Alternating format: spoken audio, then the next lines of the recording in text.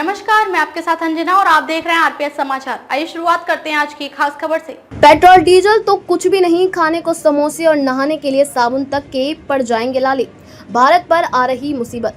Iran युद्ध की तपिश अब भारतीयों की रसोई और डेली रूटीन तक पहुंचने वाली है। दुनिया का सबसे बड़ा पाम ऑयल प्रोड्यूसर इंडोनेशिया अब इसे एक्सपोर्ट करने के बजाय खुद डीजल बनाने में इस्तेमाल करेगा। भारत अपनी जरूरत का 90% पाम ऑयल बाहर से मंगाता है, जो साबुन, बिस्किट से लेकर चिप्स और शैम्पू तक में इस्तेमाल होता है।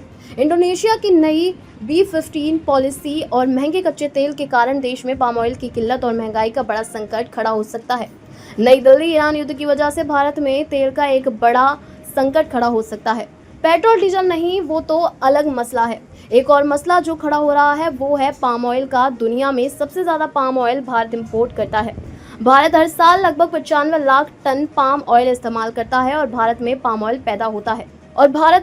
पैदा होता 4 लाख टन से भी कम, यानी सारा बाहर से ही आता है। क्योंकि पाम के पेड़ जिनमें पाम ऑयल बनता है उनको लगातार बारिश चाहिए होती है, बहुत पानी चाहिए होता है, तो ये दक्षिण पूर्व एशिया में बहुत ज्यादा होते हैं। पाम के पेड़, उनसे तेल निकाल कर पाम ऑयल बनाया जाता है और दुनिया भर में भेजा जाता है।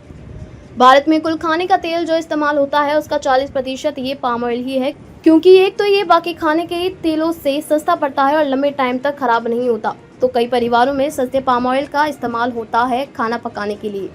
खबरों में अब तक के लिए बस इतना ही। फिर होगी आपसे मुलाकात कुछ ऐसी खास खबरों के साथ। तब तक के लिए नमस्कार और देखते रहिए आरपीएस समाचार।